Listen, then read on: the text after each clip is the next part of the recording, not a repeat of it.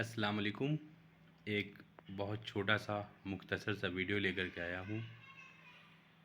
ذکر حضرت مولانا رومی رحمۃ اللہ علیہ کا ذکر ہے اور ان کے پیر و مرشد شاہ شمس تبریز رحمۃ اللہ علیہ کا ہے، اور ماشاءاللہ بات انہوں نے بہت اچھی بات کہی۔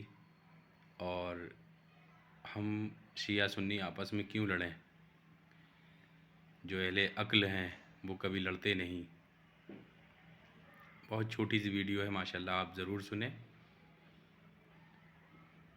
اور مولا علی کی شان کیا مرتبہ ہے، ویڈیو میں سب بیان کر دیا آپ نے۔ چلیے سنتے ہیں ویڈیو۔ میں نے ایک کتاب میں پڑھا جس کا نام ہے حکایات اولیاء، جو لاہور سے شائع ہوئی۔ اس میں انہوں نے کہا کہ بے شک اہل تشیع کے علاوہ خلافت وہ حضرت ابو بکر سے شروع ہوتی، لیکن ولایت حضرت علی سے شروع ہوتی۔ اور ڈاکٹر طاہر القادری نے بھی یہ فکرے اپنی کتاب میں وضاحت کے ساتھ لکھے کہ جو حضرت ابو بکر کو خلیفہ نہیں مانتا رسول کے بعد، قاضی صاحب نے فرمایا کہ وہ تاریخ کا منکر ہے، اور جو مولا علی کو نہیں مانتا وہ رسول کا منکر ہے۔ آج اگر دنیا محبت پر اکٹھا ہونا چاہے تو یہ فکرے حکایات اولیاء کے، اس لیے کہ شیعہ اور سنی اسلام کے ایک جسم کے دو بازوؤں کا نام ہے، اسلام کے ایک چہرے کی دو آنکھوں کا نام ہے۔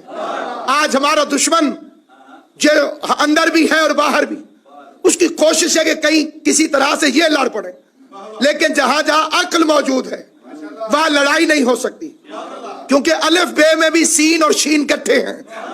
نہ ہم میں کوئی اختلاف تھا نہ کوئی اختلاف ہے۔ اختلاف انہوں نے کیا جنہوں نے مولوی سے کلمہ پڑھا، جنہیں فقیر نے کلمہ پڑھایا، ان میں کبھی جھگڑا نہیں ہو سکتا۔ یہ بادشاہ وقت نے سوال کیا تھا کہ اگر خدا اس جوڑ میں موڑ نہ رکھتا تو ہم کھانا کیسے کھاتے ہیں؟ سارے علماء سر جوڑ کے بیٹھ گئے کہ ہاتھ تو یہاں رہ جاتا تو یہ ہاتھ منہ تک کیسے پہنچتا، پھر کوئی کھانا کس طرح سے کھاتا؟ حضرت بری امام جو موسوی کاظمی مشہدی سید زادہ تھا، انہوں نے فرمایا کہ اس کا جواب میں دیتا ہوں کہ خدا اگر یہاں جوڑ نہ رکھتا تو کھانا کھانا ضروری تھا، ہم کھلاتے رہتے۔ اگر کھایا نہیں جا سکتا تو کھلایا تو جا سکتا، ضروری نہیں کہ انسان کھاتا رہے۔ اس لیے علی فرماتے ہیں کہ شریف کھلا کے خوش ہوتا ہے اور کمینہ کھا کے خوش ہوتا ہے۔ حضرت مولانا جلال الدین رومی جو ایک جلیل القدر عالم دین گزرے، آج تک جن کے اشعار سے فال نکالی جاتی ہے، وہ تحریک کر رہے ہیں کہ حضرت شمس تبریز کا وہاں سے گزر ہوا۔ اور پوچھا کتابوں کی طرف دیکھ کر کہ یہ چیز یہ کیا ہے؟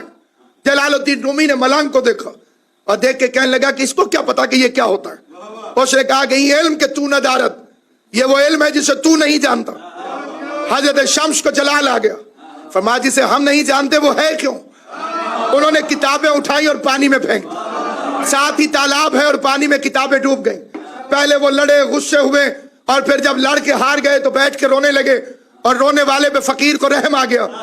انہوں نے کہا روتا کیوں ہے؟ میں تجھے چپ کرا دوں۔ پانی کے تالاب میں ہاتھ ڈالا، کتابوں پہ ہاتھ مارا تو پانی کی بجائے ان سے مٹی اور گرد نکلنے لگی۔ جلال الدین رومی نے حیران ہو کے پوچھا یہ چیز یہ کیا ہے؟ شمس نے مست ہو کے کہا یہ وہ علم ہے جسے تو نہیں جانتا۔ اور اس کے بعد اس جلیل القدر عالم دین نے 12 سال تک حضرت شمس کی غلامی کی، اور غلامی کرنے کے بعد کہا مولوی ہرگز نہ شد مولانا روم تا غلام شمس تبریزی نہ شد۔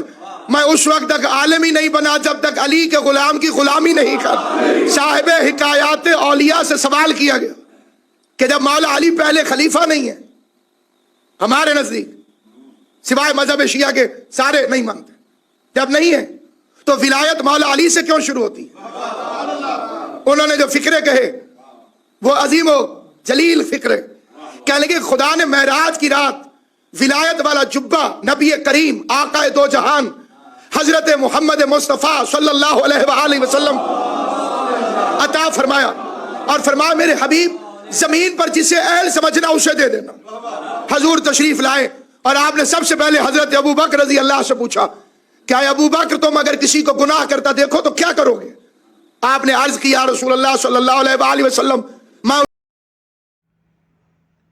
امید کرتا ہوں کہ آپ کو ویڈیو پسند آئی ہوگی. اگر آپ کو ویڈیو پسند آئی ہے تو ہمارے اس چینل کو سبسکرائب کریں.